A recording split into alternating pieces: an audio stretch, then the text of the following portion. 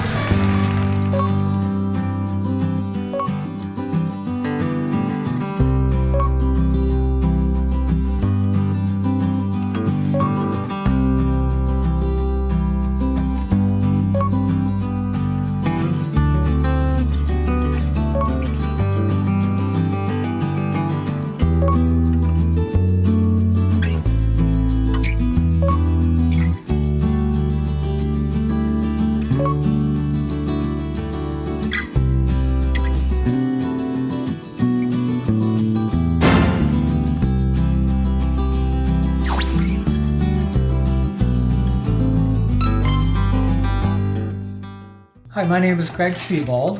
My wife and I live in Minnesota, and we're going to be traveling tomorrow to Hawaii. The first day of the opening up, we're allowed to go without the 14-day quarantine. And I'm going to show you the process we went through in order to take care of all the requirements for the state of Hawaii. It's actually pretty simple once you get into it. They have done a very nice job with the websites and such. So I'll try to lead you through that. The first thing you have to do, because you're not even allowed to go there until you have a test, a negative COVID test, within 72 hours of your last leg that takes you to Hawaii. The best ones for us here in Minnesota happen to be the big chains Walgreens and CVS. I checked with both of them about having the quick test versus the test that takes 2 to 3 to 4 days.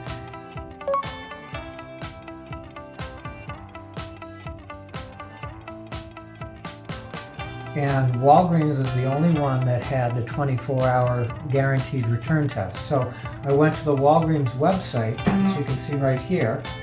You select your state, and then it gives you the options available for either the slower test or the rapid test. And we chose one of those that was located. It was actually about a half an hour from where we live, but that was reasonable. Made an appointment there.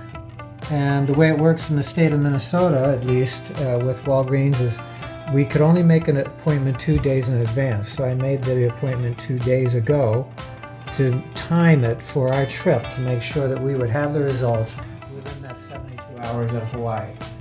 So we did that this evening. We went up and got our test. It was a drive-in facility with a nasal swab that you administer yourself. We stayed in our car. And we did that at about 4 o'clock in the afternoon, and our results came back at about 6:15, a little over 2 hours. And I'll show you how we took care of those results, because the state of Hawaii wants you to upload those results into their website. So now that you get the test, the next place you go to is the state of Hawaii, and they have a page that has to do with travel, and these are the basic 4 requirements that you need to take care of when you make your trip to Hawaii. The first one, as you can see right here, says trips, and this is where you input your flight arrival information. They want to know exactly when you're getting there and what airline you're going on. I did that here, and you can see there is our trip all linked in. They send you this QR code that somebody's going to check somewhere along the way. We don't really know about that yet. Who wants that data? Within 24 hours of your flight to Hawaii, you have to fill out a health questionnaire. That's step 1 is your trip, step 2 is the health questionnaire. Later on, there'll be daily check-ins when we arrive in Hawaii, but we also had to upload our documents. Now, when our results came back from Walgreens, they came in the form of an email, And right at the bottom of the email that you were sent, they gave you the option of converting the results that you had on your phone to a PDF, which can then be uploaded to the state of Hawaii. So we transferred those to our home computer here just because that's what I was working on. And then I uploaded those files. It actually was very simple and easy to do. So there are a lot of moving parts in the process, but once you get going on it, the state of Hawaii's website does work very well.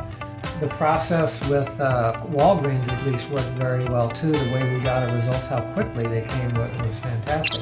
So now we are all set up in order to go to Hawaii. When we go and check in tomorrow, we're flying on Delta from Minneapolis, St. Paul to Los Angeles and then on to Kona. We don't really know what. That may be that QR code that I showed you earlier, but we will be able to give you a little bit of information when we do finally get going on our way to the airport. So it's a pretty well thought out process, and so far it's working very well.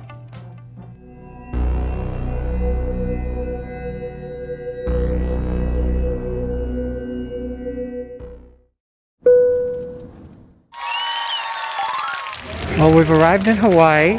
The trip really has not been any different except for a few questions asked at Minneapolis. We're now all in line at the airport here, going to have our QR code that we were sent for the health. So things aren't going so well. We were allowed to leave this line after almost an hour to get into this line. This one is the line for actually getting the second COVID test, which as far as we have seen has not moved for an hour. This is going to take a while. Alright, it's been over 2 hours now that we've been online, and we're finally approaching the testing stations here. There's the line we came from, wrapped around the corner there, so hopefully we'll be getting our second test in just a few minutes. Then we're going to have to wait for the results, and we don't know how long that's going to take. Well, I successfully got tested and was sent to the waiting area, where I was told that I will wait for 20 to 25 minutes before they call my name with the results of the test.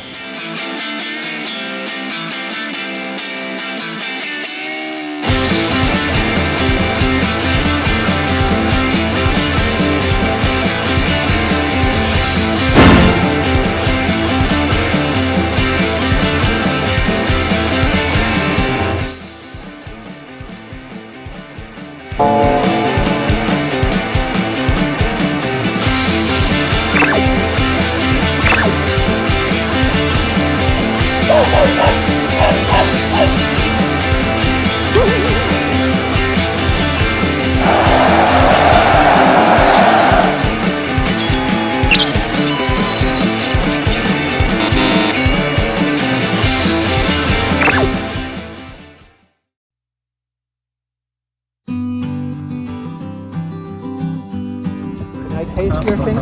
Oh, that was a big one. That was a big